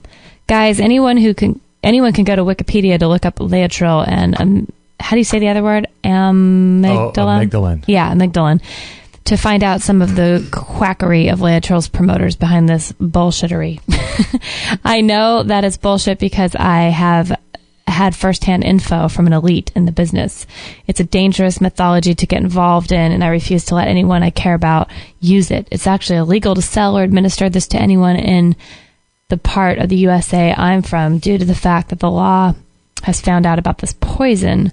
That's all I have to say on this, and like I said, I won't comment negatively on anything else from your channel unless I'm 100% sure that it's BS. I watched a lot of your videos, and I agree with you on them. I'm also very happy that you know the facts about fluoride being poisonous. You have a lot of good info on your channel. Please carefully study up on Laetrile a few more months if you have the time, though. Interesting. So he's saying amygdalin and Laetrile is a bunch of bunk. Bunch of bunk. In terms of being something that people use on cancer with good effect. Interesting. I don't know. It's just like everything, though. I mean, your opinion is no different than the opinion of other people, too. You know, I mean, it's all people's. I mean, you didn't provide any solid science, or you didn't back up any of your claims. So how is your statement or claim any different than someone like G. Edward Griffin? You know? Yeah. I don't know. I'm not saying that. I mean, obviously, you can't do a whole scientific thesis in a YouTube comment. Right. So I give him the benefit of the doubt here. But I mean, yeah, it's hard. It's one, and that's what's so hard. We had a comment in the chat room the other day about Greg Caton's show. Did you see that one? Oh, no, I didn't see that. Yeah, somebody had posted, not during a live show, but had said about how they'd been looking up Greg Caton's work on Wikipedia. And it's like, is Wikipedia lying? Because they say that he just got arrested for this and he had that, and he was basically sent to court and caught saying that he agreed with what they were, basically bringing against him. And it's just, with all this stuff, you're going to have all this conflicting info. I don't know. I don't know. We were talking about this the other day. Is it bad for someone to have gone to jail or go to court? No. I mean, Martin Luther King went to jail. What do you think of him? Right. You know what I mean? Jesus went to court. Yeah, right? I mean, he was arrested. Right. So it's like, I mean, there are we don't know the whole story. Just because, someone goes to jail, goes to court, doesn't necessarily mean anything. It just, I mean, that's like saying that that's the absolute standard. I mean, there are people who are in prison for their entire lives for crimes they didn't commit, and they actually put to death. Mm-hmm. So the court system is not a true representation of something that you can hold as a standard for people, and labeling them as to whether or not they've been to court or jail, saying they're bad. Mm-hmm. So just because Greg Caton has been to jail doesn't mean anything. Yeah, and I'm not sure about the Laetrile thing either. It's like it's just like everything else on our show. Yeah, because you're always going to get people agreeing and disagreeing with everything. Because he's mentioning the law has said this or that. Well, the law also bans natural treatments for every other kind of thing, and the law is, I mean, is subject to change, you know, and the law is just basically contract. What I've been learning, it's you know, the law is malleable. So just because the law says something doesn't mean that it's the absolute standard. Because without people, there is no law, and so because people's opinions can change, so can the law. You know? I'm totally with you. Interesting stuff. But I'm glad people write in. I mean, that's really nice, and I just don't. Yeah, I don't know. Yeah, I agree. So we got one here from Sarah. She said, "Hey, Justin, I recently purchased a far-infrared sauna, hoping it would help with my poor circulation. I was diagnosed with MS and an underactive thyroid 20 years ago. The annoying problem I have is I don't bloody sweat. Oh gosh. I just get a bright red face. Is that okay? What do I do? Thank you in advance for your kind help, Sarah." Wow, that's incredible that you would not sweat in that sauna. That is almost near impossible for me to imagine. It's almost impossible. I wasn't a sweater for a long time either, but I didn't. I mean, this sounds pretty extreme. Yeah, poor circulation, MS, multiple sclerosis, underactive thyroid. Your ability to sweat, I think that anyone, especially in a sauna, I mean, if you're doing some physical activity, it could depend on a lot of factors, right? Like, are you exerting yourself enough? Or are you in a place that's really, really hot or not that hot? Or are you in the sun or not in the sun?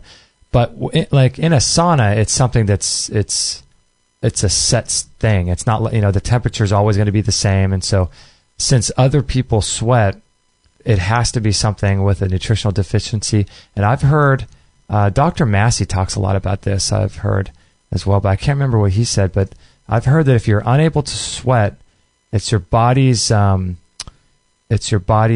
toxic with heavy metals. I've heard that too. So I don't know if that's true. I've heard that from reputable sources, more than one. So if you might want to look into that. I don't know if it's true. Like I said, you might want to look that up. Like that other guy was saying, do some research on the Laetrile, and that's what we all have to do is research everything. So I would look into your toxic. Maybe get a hair test. Yeah, that's a good point. You know, heavy metal load on your or your urine or pH test and see what you can get there. But Sarah, even if you don't sweat, that far infrared sauna, like Phil Wilson talks about, is incredibly detoxifying for you because what it's doing is heating you up inside. Right. And it's heating you up to the bones. Which is huge because I know Phil Wilson on his talk we had. I'm not sure which one that was, but he mentioned it's worth even just sitting in there for 5 minutes fully clothed and not sweat at all to get that effect of the detox versus not going at all. If you go to our store page, you can listen to the commercial as well as listen to the entire show with Phil Wilson. So that's a really good one. Yeah. Guest in the chat room asked if I have ever experienced rashes on my chest or back with the sauna. They get them and they can't get rid of them. Oh. And it's because of the sauna. Interesting. No, you know what? I haven't personally, but I have gotten probably a couple emails. I'm not sure if you're one of them, but I've gotten a few of the emails over the last year or so saying that does happen to them. I'm thinking probably because of maybe the detox going on? With rashes? Due to the sauna. Yeah, that's a good thing because I think it's your body moving stuff out. It's I would imagine some sort of fungus or yeast, and it doesn't have a place to put those toxins, so it has to get it out of the skin, your largest eliminative organ of your whole body, and so I suspect that's a good thing, and that if you keep going with the sauna, eventually that's going to go away. And they just wrote in they've had it for 3 years. Interesting. For the rash for 3 years. I wonder how long they've been doing the sauna. Well, it sounds like the sauna brought it on, and then it's just held on there. It's interesting. I have no... Wow, that is really fascinating. I don't know, other than my only experience with the sauna has been that what happens every single time I've gone in and continue to go in, I get itchy. About like 10 minutes into it, my liver area itches. Is that right? Oh, just that area. And I feel like it's doing something, and I'll just itch it. And then the minute I get out of the sauna, it stops. But something's going on in that sauna that makes my certain organ act up or try to detox something or expel something. Wow. And it keeps doing it. So I'm not sure. That's interesting. So this guest says, for the 3 years they've been doing it they've had it. Gosh, that is a weird question. I've had people write in saying they've had that, but they don't say it continues on after like a certain time. I wonder if is it a far infrared sauna that they're using? Oh, good question. Yeah. If there's What's heat rash? I know like babies get it and stuff, but is it possible for adults to get some version of just, the continual heat continues to break them out or cause a certain rash? I guess so, but if I'm thinking rash, I'm thinking like fungus. I'm thinking liver. I'm thinking digestion. That's interesting. They say it's the one in the gym. They're not sure what it is. That's because we used to go in a sauna in our gym, and that wasn't a far infrared. Right. I wonder if the difference is in what kind of sauna you're going in. Yeah. Because can certain saunas, like the one that we had at our gym, can that promote fungus growth? Bunch of people are in there. You're sitting on people's sweaty, like, we were in one that was like, obviously they're all wood and stuff, but I felt like every time I was in there, I was just dirty. Like, really? I felt like I was absorbing other people's toxins and stuff. Yeah, because with ours, at least we have our own towel. We each have our own towel we use, and we clean it up after we use it. Yeah, I don't know for sure, but yeah, there's definitely different, mold spores and maybe different bacteria and yeast that are growing in the air in these saunas. They're public saunas, but I don't know. That kind of creeps me out. I used to get creeped out a little. I liked it, but then I would, they had them at certain hotels we'd be at and stuff too. Oh, yeah. I would lay towels around and, feel pretty good about being on the actual wood. But I got creeped out when you'd take that ladle and put the water on that heater with all the, because I felt like it stirred stuff up in there and I was reacting grossly to the air or something. So that might be something to look at. Yeah. It might be the dirty air we're breathing. I'm not sure. Yeah. I'm thinking if that's, I'm just thinking, if it's a rash. I mean, it's sort of like, I've had people tell me, oh, I started juicing, and as a result of that, I have diarrhea, so the juicing must be bad. Mm-hmm. But it's really, everything is opposite and backwards in our life. And it's really what the juicing is doing is detoxifying toxic material that's been in your colon for so many years. And so you feel bad when this gets released into your bowels. And the same thing is probably going on with the sauna. It's probably something that's internal, and the sauna is bringing it out in some way. Yeah, maybe not having the rash would be even scarier. Maybe what's going on is that's a continual trying to rid of the toxins and keep filtering.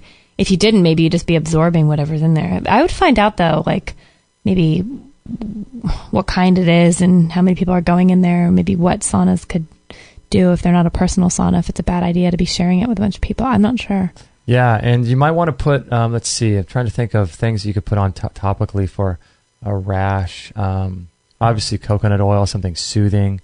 I would look at like that book, Yeast Infection No More, we talked about, because I'm thinking it's a yeast thing. And yeah. So maybe that's true. Maybe it's yeast and it's brought out by the heat. Maybe it's not even the toxins in the thing. It could be like it's a heat-related, triggered response. Right. Yeah, definitely. So that could be very interesting. Definitely.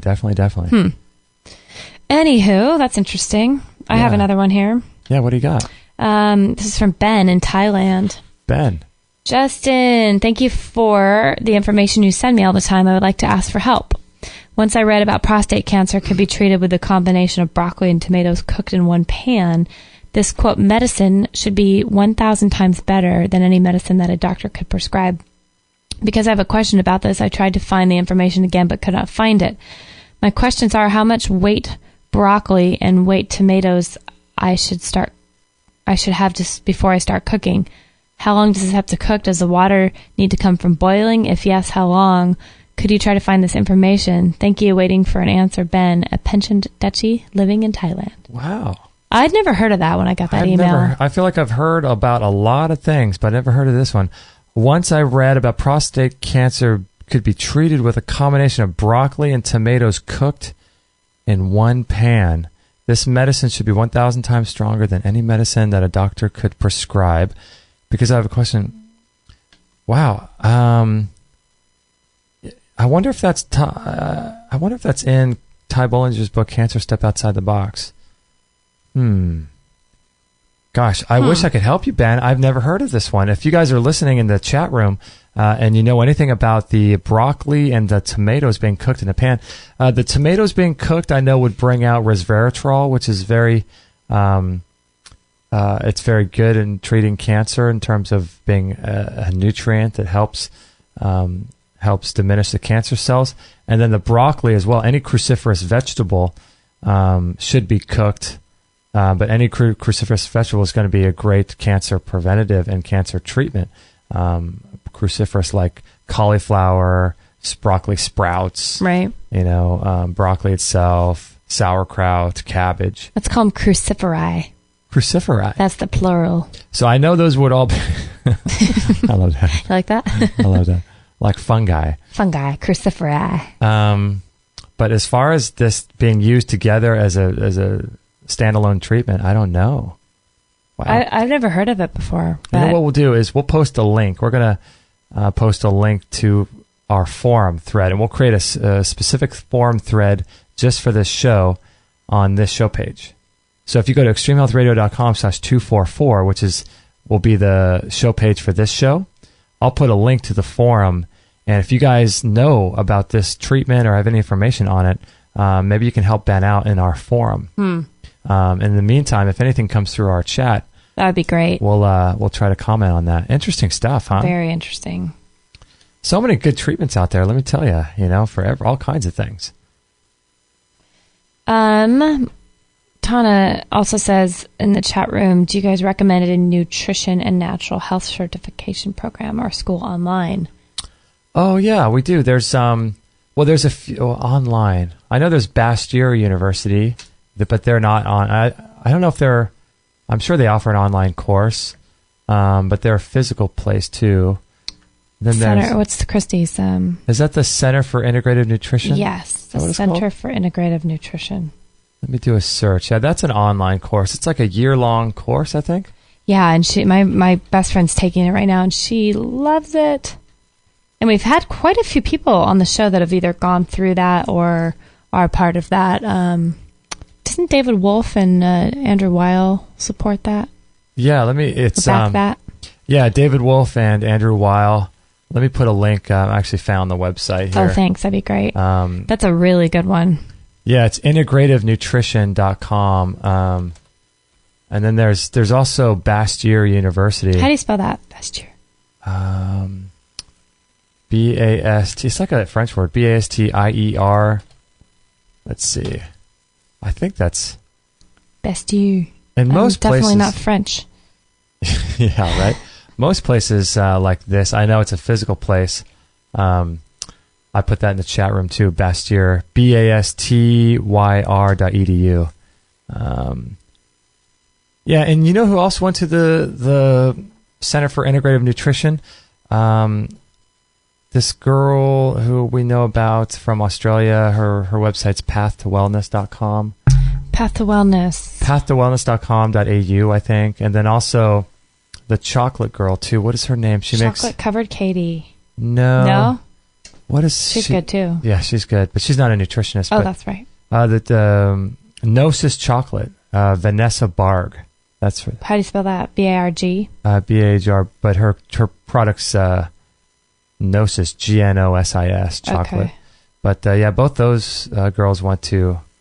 that institute. Yeah, and our friend Christy really loves it, right? She loves going there. Loves it. Yeah. Learning so much. I've had a client who went through the program as well, and it's been about 5 years. She's had nothing but good things to say. She hasn't used it a lot on a professional level, but it's helped her personally, and she still has all the information, and this can really help people when stuff comes up in her family. So that's really cool. Yeah, I have one more email here. Oh, cool. This is from Amita. Nice. And oh no! Oh my goodness! I'm losing it. It's not an email. It's the inspirational quote. Oh, you're losing it. Someone emailed me the inspirational quote. Oh my gosh, you're losing it. I'm losing it. That's so funny. Yeah. So let's see. Is there anything else to wrap up here before we end the show?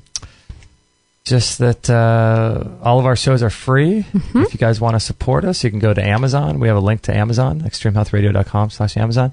To support us that way. And if you guys want to check out our store, we've got lots of great products on there.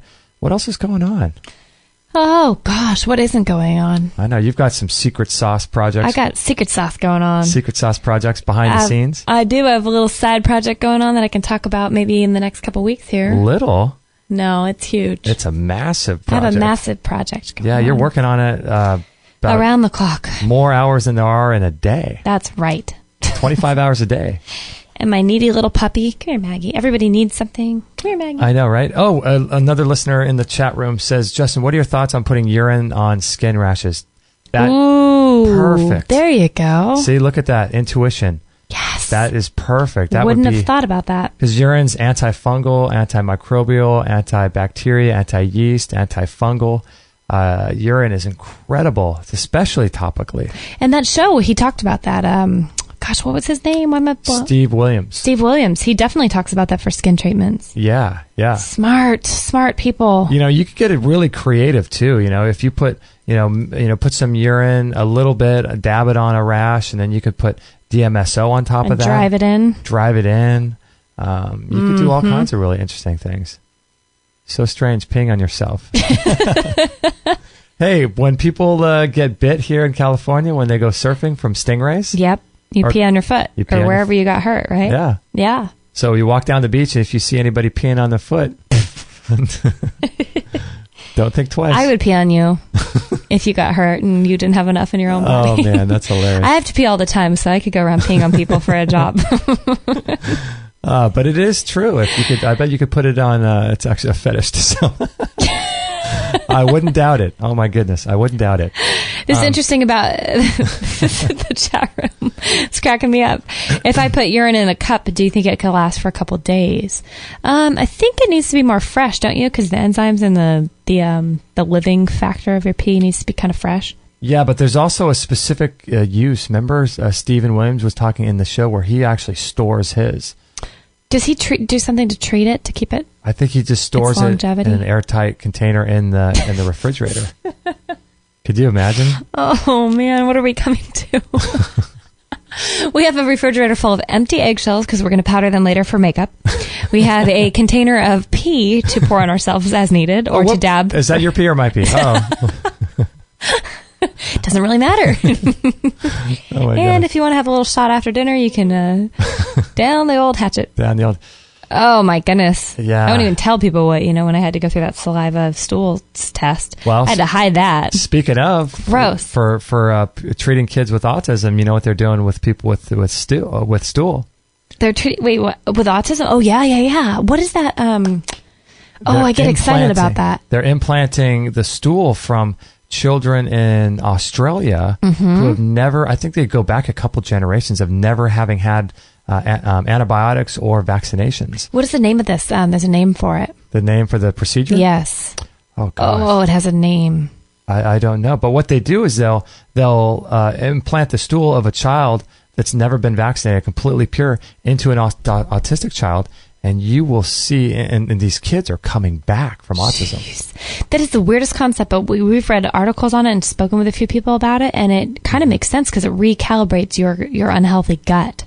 Yeah, it changes over. It's like an implant, and it's like taking almost like a faulty organ and giving you a new one and letting it kind of recalibrate into your body and change itself. It's pretty wild. It's incredible. Yeah, if you're interested in that, I would just listen to the show we did with Dr. Massey because. Dr. Massey and Dr. Stephen Hines are the two people I heard about that from, reading the studies of these doctors that are doing this treatment for kids with autism. So you might want to listen to that. So if you're interested in learning how to put someone else's poop up your bum, that can't be any more disgusting. Hey, don't put it past. Oh, I'm assuming they put you out for this? I don't know. Okay. I just wrote in the chat room, I just love this show. You never know where it's going. Tana says, so our health all comes down to peeing and pooping. That's true, right? Good way to end the show. We'll end on that note. Oh, my goodness. Anything goes here today. Anything goes. Oh, free for all to the best. A little bit crazy. You want me to end with a quote here? Yeah, so I just want to thank everybody for joining us. Love you guys. Really appreciate it. We wish we can go for hours and hours, but we have to go do some things ourselves. We got to go pee on ourselves. Oh, gosh. I need to eat something. I'm getting crazy. That's a different website. Oh my gosh. I'llpeeonyou.com. I can start offering my services for a little extra money. Okay, I gotta go eat. My blood sugar is dropping. Bring in a couple extra dollars. The sense is smacking out of my head. Oh my gosh. So thank you all so much for joining us. We really appreciate it. If there's ever anything we could do for you, let us know. And this is episode 244. We'll create a forum link if you guys want to contribute to the forum and talk further about anything we talked about, peeing and pooping in the forum. That'll be wide open for everyone to talk about. So appreciate you guys being on. And we're going to read the final quote here in just a moment. Okay. Before we will say goodbye, let's leave you with something to ponder throughout your day. Here's an inspirational quote for this episode. How do you end? I don't know if I can. Should have found a quote on peeing or something. Serious. I know, right? This is too serious. Okay. I'll read it in a funny, I don't know if this is a funny quote, but I can read it with a little vibrancy. No, it's good. By Amita Patel. Okay. Self-forgiveness is an important step to becoming a compassionate person. After all, if you can't stop judging yourself, how will you ever stop judging others? I'll read it one more time. Perfect. Self-forgiveness is an important step to becoming a compassionate person. After all, if you can't stop judging yourself, how will you ever stop judging others? Thank you for listening to this episode. It's time to go for now, but our mission does not end with this show. Justin and Kate will be back with another interview packed full of ideas, discoveries, and unique ways to regain your health. Head on over to extremehealthradio.com/subscribe and instantly download our free gift too that contains cutting-edge strategies to start making healthy lifestyle changes today.